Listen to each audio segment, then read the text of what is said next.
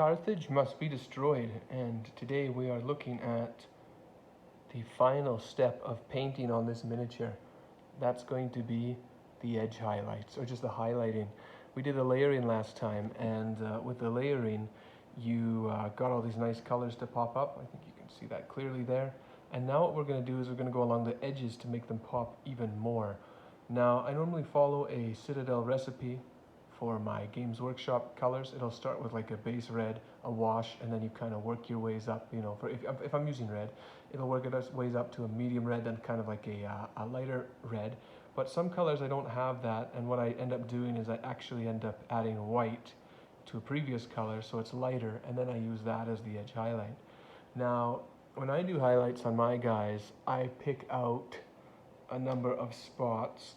I will usually follow the high points of a line. So for example, on this turban here, I'll put a lighter blue line along the edge of that turban.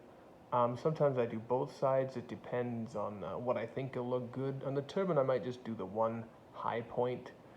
The gun here, you can see its edges here, like along this, the butt of the gun there.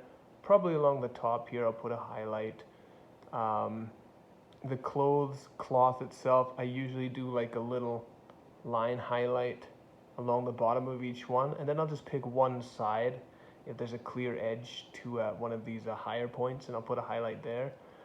Sometimes there isn't though, and if there isn't, I'll just try and pick the highest point.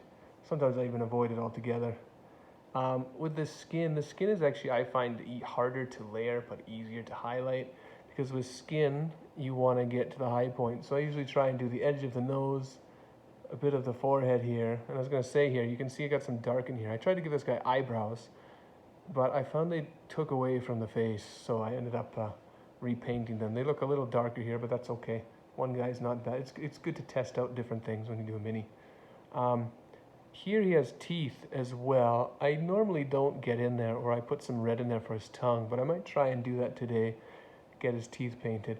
But the other highlights on here will be just on his cheek here, and just on the other side of his cheek there.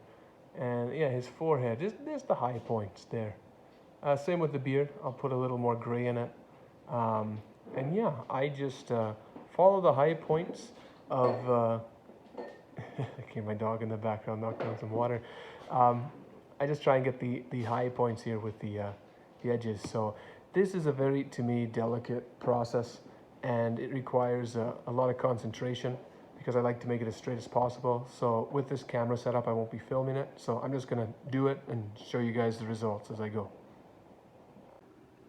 So I did the white highlights there, and I'm using the Citadel recipe, which starts you out with it's a car's flesh. I didn't wash it, but then I put flayed one's flesh, and for some reason it asks for pallid witch flesh as the highlight tone on top.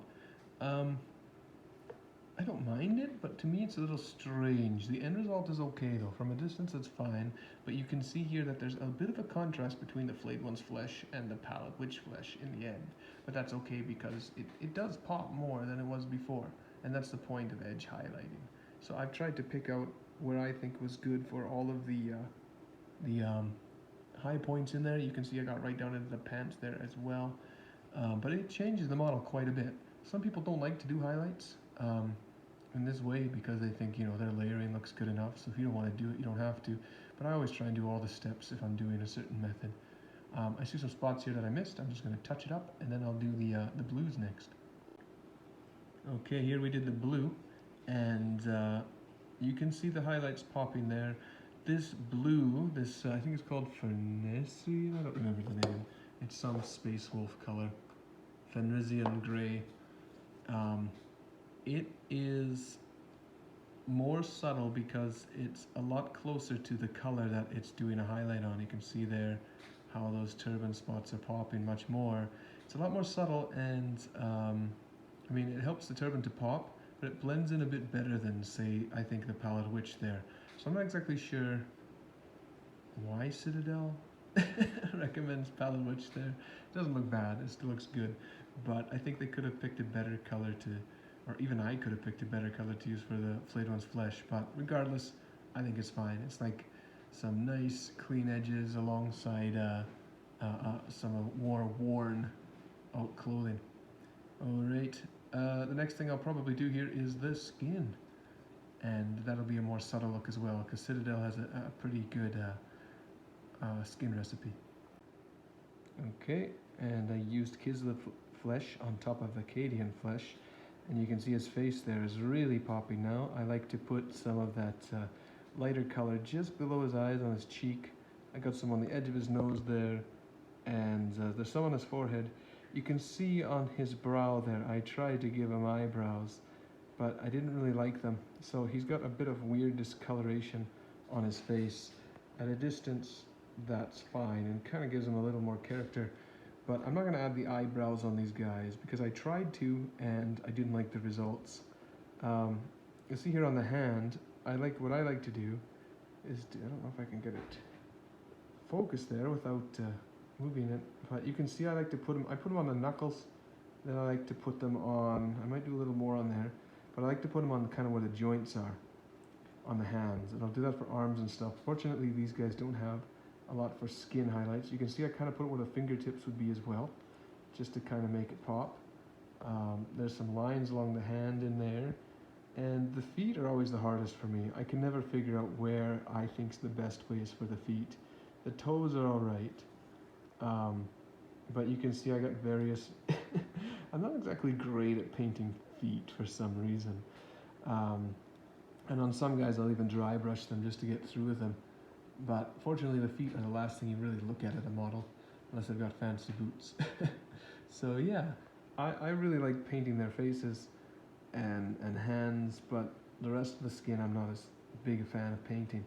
So I'm going to see if I can do a little more with these hands here, and then I will move on to probably the leather than the gun.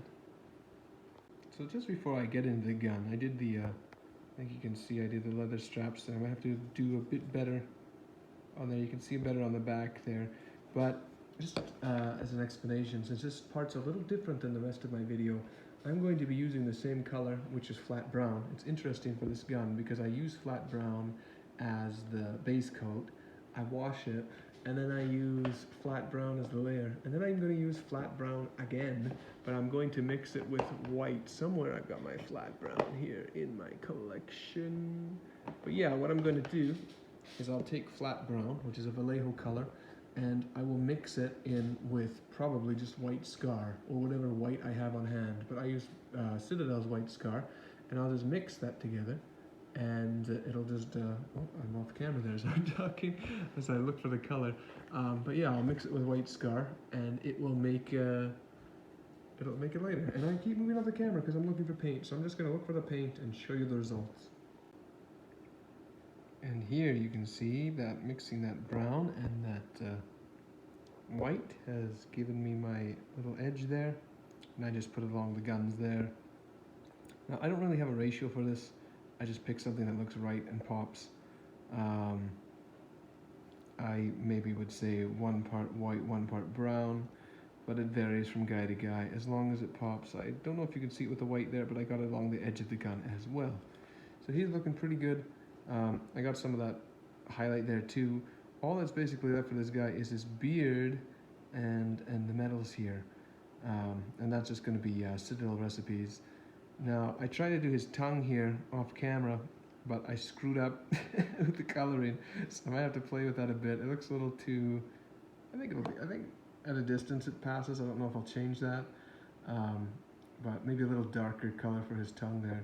I think it's supposed to be teeth, but every time I try and get in it, I kind of fail, so it ends up being like his tongue when he's yelling or something. But I still think he looks good, so yeah, let's do the medals on this guy, and then he'll be done with all of the edge highlights. Alright, well, I tried to fix his tongue there. I think it's okay. It'll work. And his eyebrows.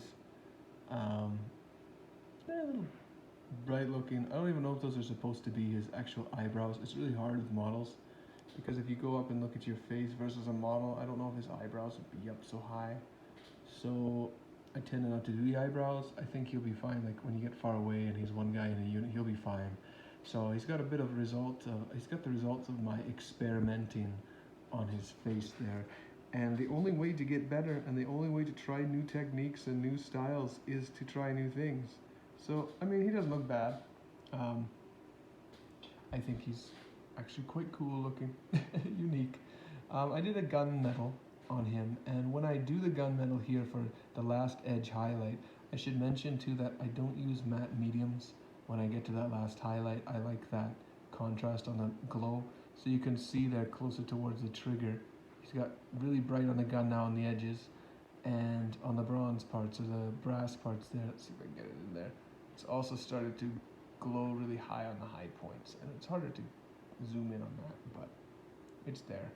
I did the metal down there, I did some metal on the end of his knife there, and finally you can see I did his beard up a bit, and he's got one more little edge highlight in there. So yeah, so here he is from a distance. I think he'll look good. Save his eyebrows, but you know, sometimes I don't know what to do on some models, but I still think he looks very good. Overall, these are awesome to paint, and I'm basically done painting this. I might add a little bit of white scar to the Giselle design, but it's already pretty bright, so I'm not sure if I'll do anything with it.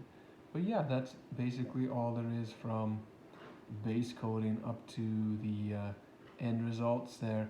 I'm not a pro painter. I don't claim to be. I'm not the best painter, but this is just how I, like I said throughout the video, put together my models and paint them. The next part of this is just going to be me basing this, and I will have to, sorry, my dog runs around there again. But yeah, he just needs to be based and varnished. So those will be the next videos that I deal with when I talk about this guy here.